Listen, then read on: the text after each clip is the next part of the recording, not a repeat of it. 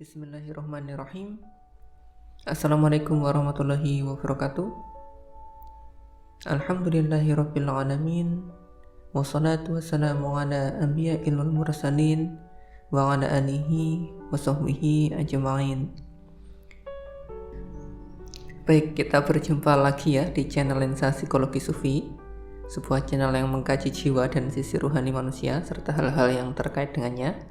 Pada kesempatan kali ini kita akan membahas terkait kemerdekaan atau kebebasan. Sebuah tema yang cukup menarik ya, dan sesuai dengan keramaian di bulan Agustus ini. Baik, langsung saja. Secara garis besar, ada dua jenis kemerdekaan atau kebebasan yang perlu kita pahami bersama secara mendalam dengan psikologi sufi. Yaitu yang pertama adalah kebebasan untuk, dan yang kedua adalah kebebasan dari, begitu dalam tanda kutip. Kita mulai dari jenis yang pertama, yaitu kebebasan untuk. Di jagat raya ini, kehendak yang ada pada diri manusia bisa dikatakan merupakan anugerah istimewa yang Tuhan berikan, sekaligus ujian bagi mereka. Ia bersumber dari kesadaran individual manusia, yaitu kesadaran aku, yang kemudian selanjutnya muncullah yang namanya kehendak individual, yang oleh sebagian orang biasanya disebut sebagai kehendak bebas.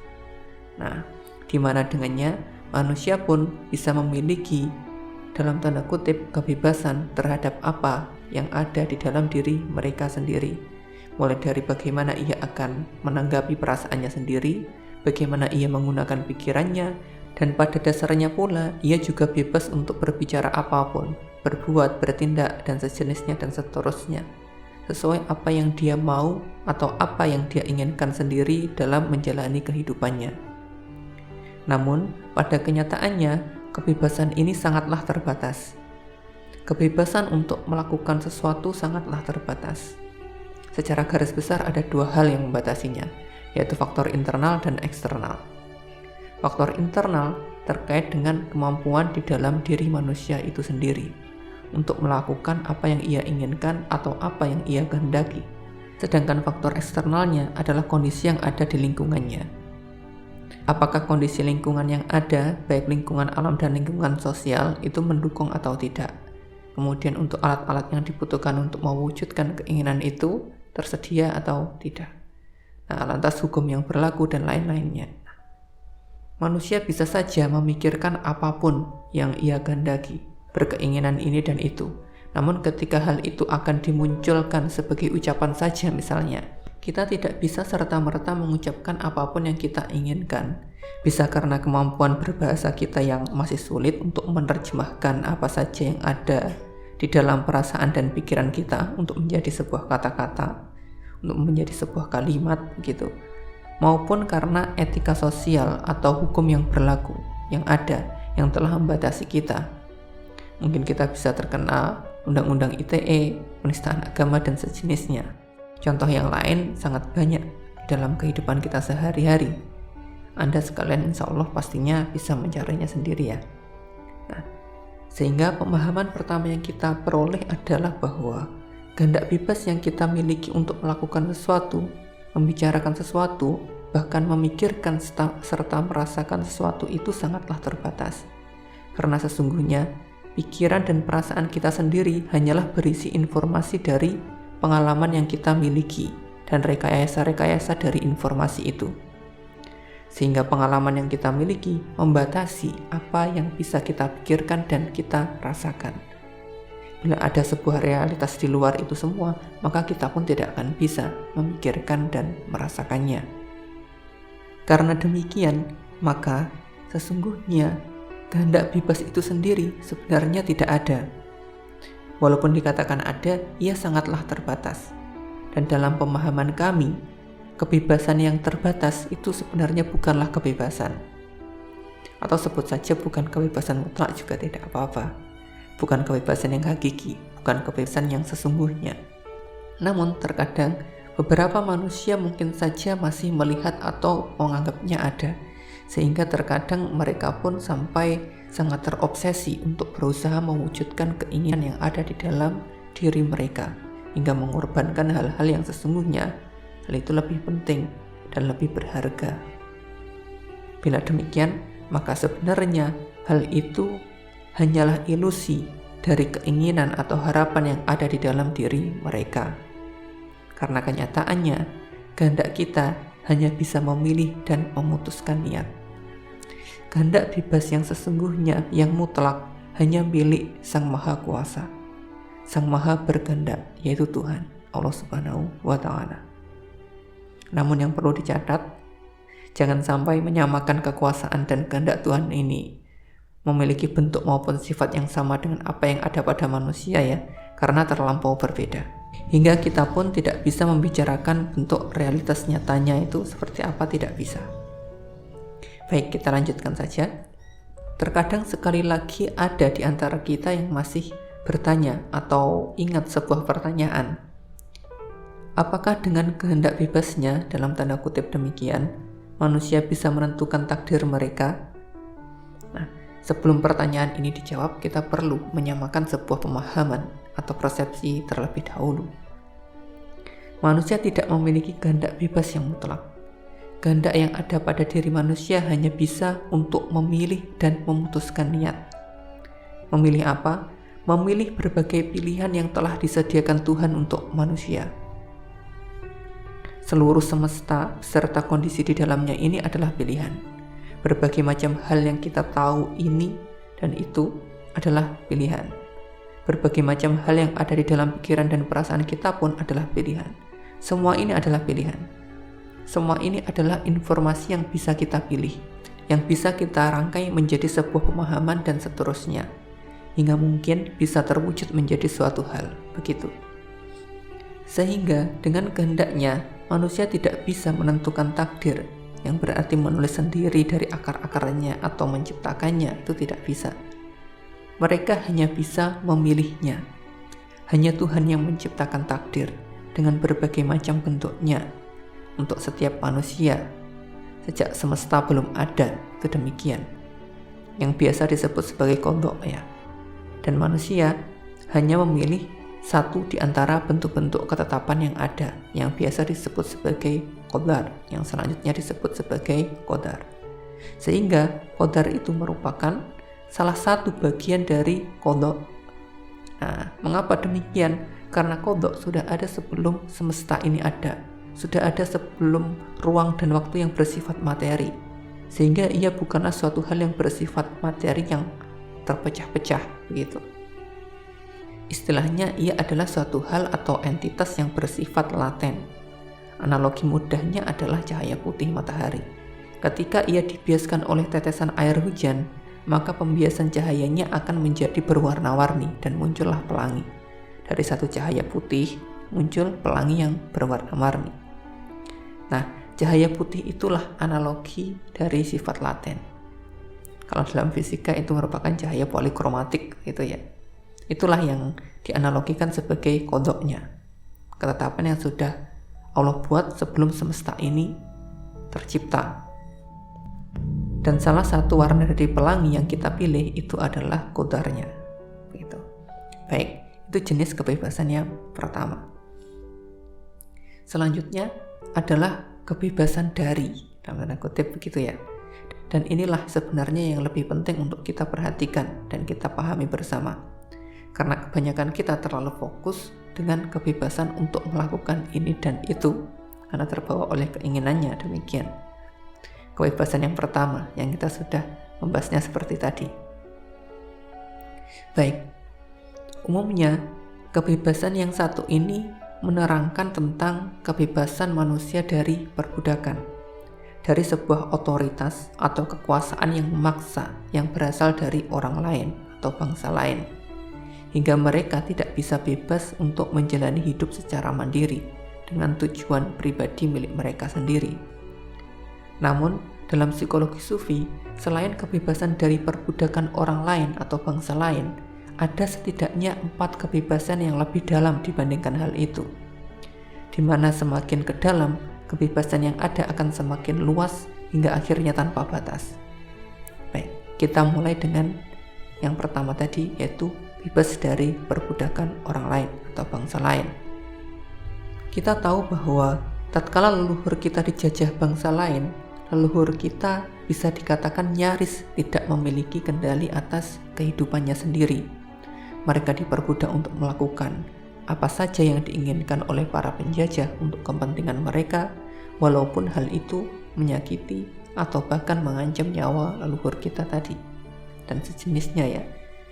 Nah, dengan bebas dari penjajahan bangsa lain ini, maka hasilnya kita bisa bebas untuk menjalani kehidupan kita sendiri-sendiri, bebas untuk belajar, untuk mengembangkan diri secara mandiri, bebas untuk bercita-cita, bekerja dan memperoleh pendapatan yang layak untuk menjalani kehidupan secara mandiri, bebas untuk berkeluarga, memperoleh kebahagiaan, dan lain sebagainya. Namun, walaupun kita bebas dari penjajahan bangsa lain, di sini manusia bisa jadi masih tidak memiliki kendali penuh terhadap kehidupannya sendiri, terhadap dirinya sendiri bahkan. Sehingga tak jarang kita pun melihat orang yang telah cukup kehidupannya, namun ia tidak bisa mengontrol dirinya untuk tidak berbuat buruk terhadap sesamanya. Mudah menyombongkan diri, melakukan diskriminasi, dan lain sejenisnya. Sehingga ada sesuatu di dalam diri mereka yang cenderung mengendalikan mereka, mengendalikan kehidupan mereka, hingga mereka pun tidak bisa bebas atau lepas darinya. Dan karenanya pula terasa berat bahkan terasa sakit untuk melakukan suatu kebaikan dan kebenaran. Nah, bila kondisinya demikian, maka sesungguhnya mereka sedang dikuasai atau dijajah oleh nafs ammaratu bisu, begitu. Jiwa yang memerintah kepada keburukan di dalam diri mereka sendiri. Sehingga apabila manusia ingin memperoleh kebebasan yang lebih dalam, yang lebih luas, kebebasan untuk melakukan berbagai kebaikan, maka manusia itu harus membebaskan dirinya dari jiwa yang memerintah pada keburukan ini. Sehingga kebebasan yang kedua adalah bebas dari penjajahan nafs ammaratu bisu ini, yaitu bebasnya manusia dari jiwa yang memerintah kepada keburukan.